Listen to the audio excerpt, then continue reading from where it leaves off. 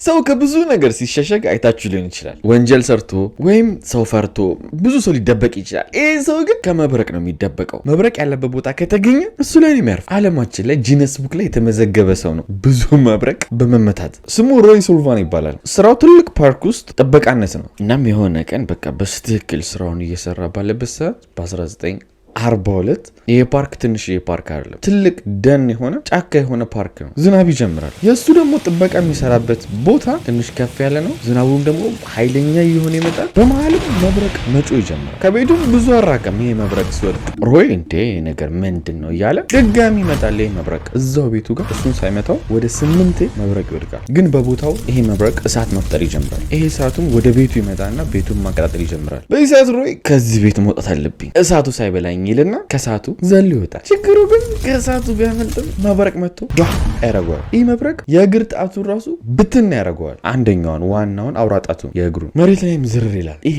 ከዚህ በኋላ በቃ ዝም ብሎ በመብረቅ የሚደበደበው ያን ቀን እንደምንም ብሎ ታግሎ ተነስቶ ተስፋ ሳይቆርጥ በራሱ ሐኪም ቤት ሄዶ ሕክምና እንዲያደርጉለት ያደርጋል። እናም በቃ ኖርማል ነው።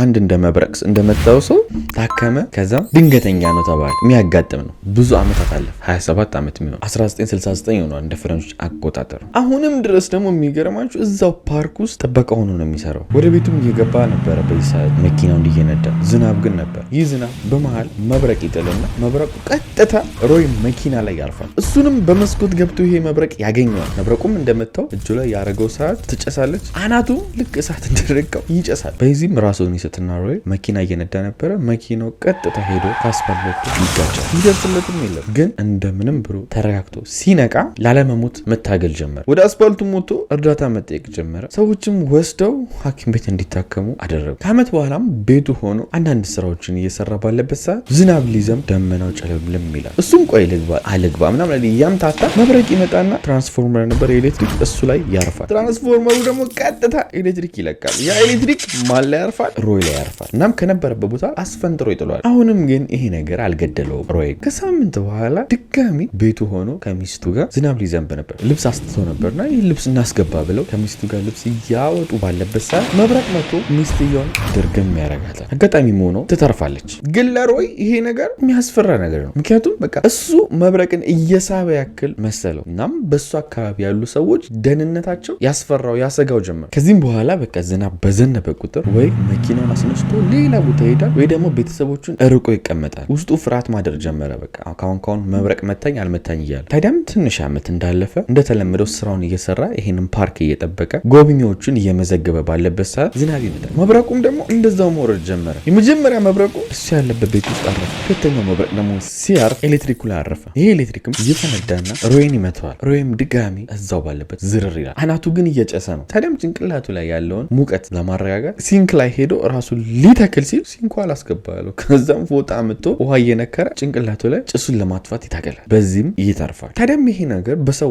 ዘንድ መሰማት ጀመረ። አንድ ሰው ቁጭ ባለበት ኖርማሊ አንዴ ሊመታ ይችላል። አራቴ በመብረቅ መመታቱ ትልቅ ነገር ስለሆነ በሚዲያዎች መወራት ተጀመረ። እውቅና ማግኘት ጀመረ። በጊዜው የሚያው ቲክቶክ፣ ዩቲዩብ ምናምን ስለሌለ በጋዜጣ ድፍን አገሪቷ ነው ስለሱ የተወራው። ቲቪ ላይም እየቀረበ ስላለው ነገር ያስረዳል። ምን እንደተፈጠረ ይናገራል። ይሄንም ታዲያ ጂነስ ቡክ የሚመዘግቡት ያው የዓለማችን እንደዚህ አይነት ክስተቶችን፣ አስደናቂ ነገሮችን፣ ልዩ ነገሮች የሚመዘግቡት ይሄ ነገር እውነት ነው አይደለም አግኝተን መርምረን ልንመዘግብ እንፈልጋለን ይሉታል። ከዛም እሺ ብሎ ተስማማ። እናም የእሱን እውነት ነው አይደለም የሚለውን ነገር አጠኑ። የጤናውን ሁኔታው ተመቶ ያውቃል ወይ አያውቅም፣ ብዙ ሪሰርች ሰሩና ትክክል እንደሆነ የምርም ተመቶ እንደሚያውቅ አረጋገጡ። እናም የመጀመሪያው ዓለማችን ላይ በመብረቅ 4 ጊዜ ተመታ ተብሎ ጂነስ ቡክ ላይ ተመዘገበ። ግን 4 አይደለም የተመታው። ከዚህ በኋላ ራሱ እንደ ኖርማል ቀን ያው ስራውን ለመስራት ወደ ፓርኩ ይመለሳል። ግን እዚህ ፓርክ ውስጥ ዝናብ በመጣ ቁጥር በቃ መሳቀቅ ነው ስራው። በዛ ላይ ደግሞ ጂነስ ቡክ ላይ ዋና እንዲመዘገብ ያደረገው ከመመታቱ በላይ 4 የተመቶ በህይወት መትረፉ ራሱ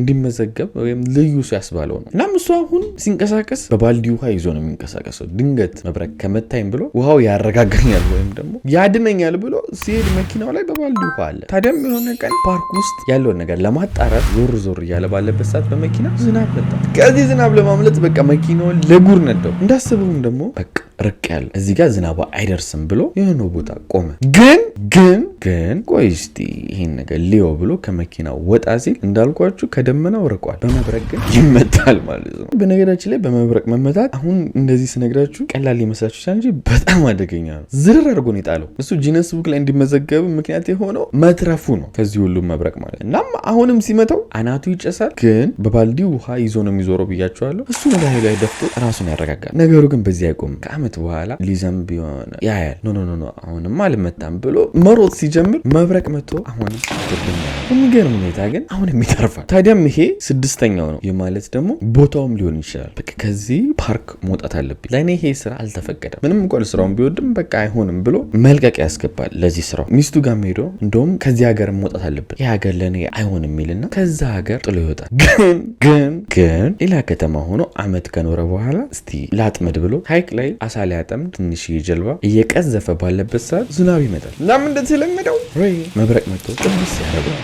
በዚህ ሰዓት በቃ ልብሱን ሁሉ ነው ያነደደው ይሄ መብረቅ። ግን በዚህም አልሞተም። እንደምንም ብሎ ታግሎ ከሀይቁ ወደ መሬት ይመለሳል። ችግሩ ግን ገና መሬት እንደረገጠ ድብ ይመጣል። ድብ ደግሞ እንደምታውቁት ብዙ አይነት ድብ አለ፣ ግን በጣም የሚታወቁት 3 ናቸው። አንደኛው ፖላር ነው። ፖላር ድቦች የሚኖሩት አርክቲክ ውስጥ ነው፣ በጣም በረዷማ ቦታ ነው። ሁለተኛው ግሪዝሊ ነው ወይም ደግሞ ብራውን ቢር የሚባለው። ሶስተኛው ደግሞ ብላክ ቢር ነው። እሱ ያጋጠመው ደግሞ ብላኩ ነው። እኚህ ድቦች ደግሞ ብዙም አግሬሲቭ አይደሉም፣ ግን ያጠመደውን አሳ ይሄ ድብ ይፈልጋል። ለዚህ ብሎ ሮይ ላይ መሮጥ ጀመረ። ይሄ ድብ ሮይም በቻለው አቅም እንደዛ በመብረቅ ተመቶ ራሱ ዱላ ይዞ ይህን ድብ ማስፈራራት ጀመረ። ድቡም ደግሞ እንዳሰበው ሮይ ተሳክቶለት ፈርቶ ወደ ጫካው ይመለሳል። ለሮይ ላይፍ ከባድ ነው በጣም። እንዲሞት ያልተደረገ ነገር የለም፣ ግን ያው ተረፈ። ትንሽ ዓመትም አለፈ። በመብረቅ ተመቶ አያውቅም፣ ግን እስካሁን 7 ተመቷል በመብረቅ። ሆኖም ግን በቃ ድብርቱ ጭንቀቱ ይደራረብበትና በ71 ዓመቱ ያ ሁሉ መብረቅ ያልገደለው ሰውዬ ራሱን ያደርጋል። እናም ሮይ